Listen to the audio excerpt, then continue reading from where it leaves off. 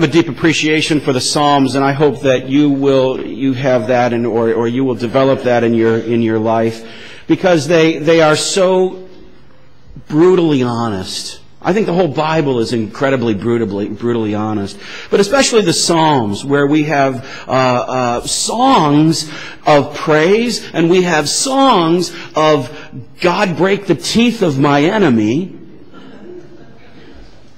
And we have songs of pure anguish, like Psalm 143 that Greg read for us.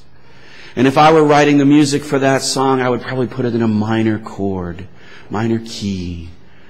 I have a lot of minors and diminished chords in that, because it's just so painful to enter into the experience of that song.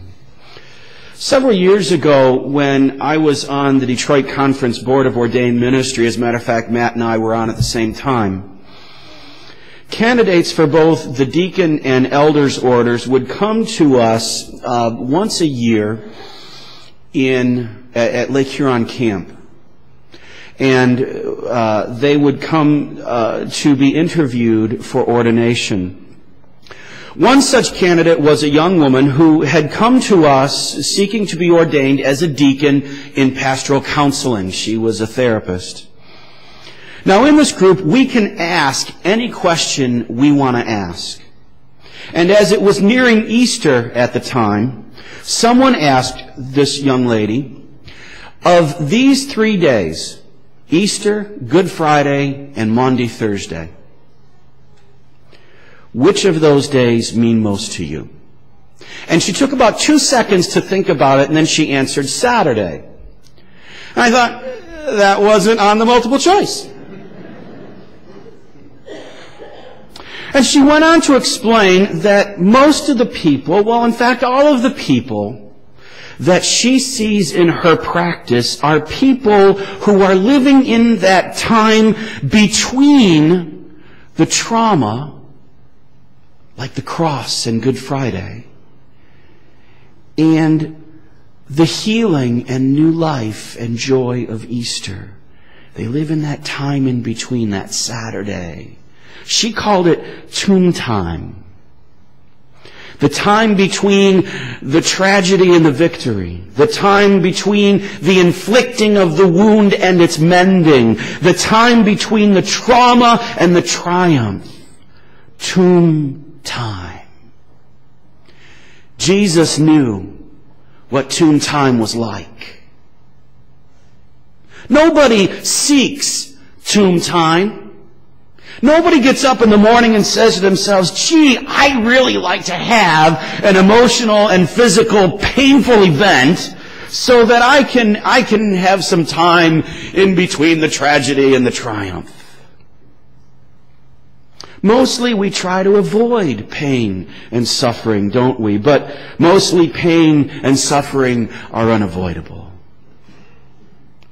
Sometimes we choose into it, and sometimes we don't. When we choose into it, it's called being vulnerable. When we don't, it's called catastrophe. Either way, it's not pleasant. And when people are suffering, we look at it like they must have done something wrong, or chose into something very stupid. And sometimes that's the case. But what about those other times, the majority of times, when suffering comes on like a tsunami? You don't know where it came from. Could have erupted in some other place. But all of a sudden you see it coming. And before you know it, it sweeps you over and takes you to a completely different place in your life and changes your life to the uttermost. You didn't ask for it. You didn't choose anything stupid. You didn't do anything that would lead you to believe that something like this could happen. And it seems like everything has fallen apart and all of the compass points are missing.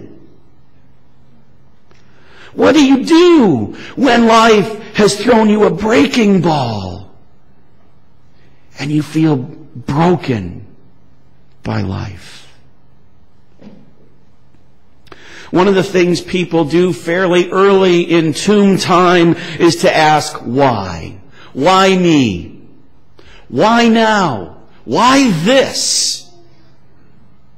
Let me tell you from personal experience and from 20 years in ministry, those why questions rarely ever get answered. Not that you can't ask them, go ahead, but between you and I wouldn't hold my breath. Perhaps the best question we can ask is one that we ask simultaneously to ourselves and to God. What will I make of this? How will I allow this to shape me? Take a moment. Think about the defining moments in your life. Those moments, those events that shaped you into the person you are right now. How many of those defining moments came when everything was going your way? When life was good, when everything was great?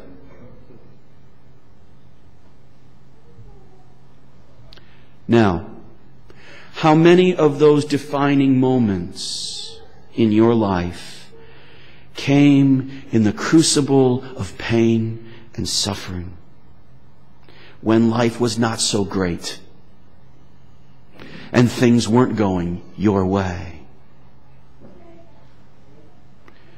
What will I make of this pain? What will I make of this suffering? Into whom will I allow this suffering make me become?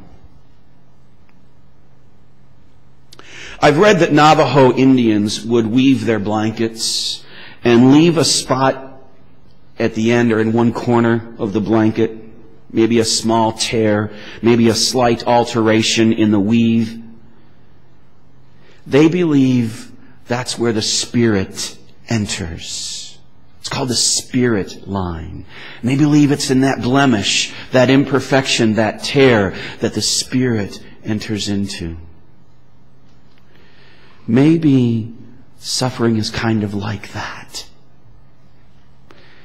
Maybe it is those places of tearing and rending and blemish and imperfection where the Spirit enters in and works to reshape us, to reform us.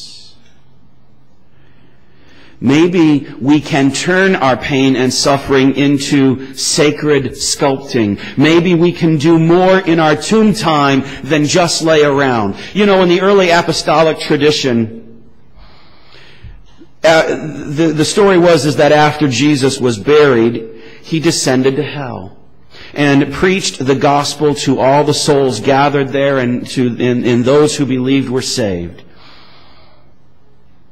In other words, Jesus didn't just lie around during tomb time, and we don't have to either.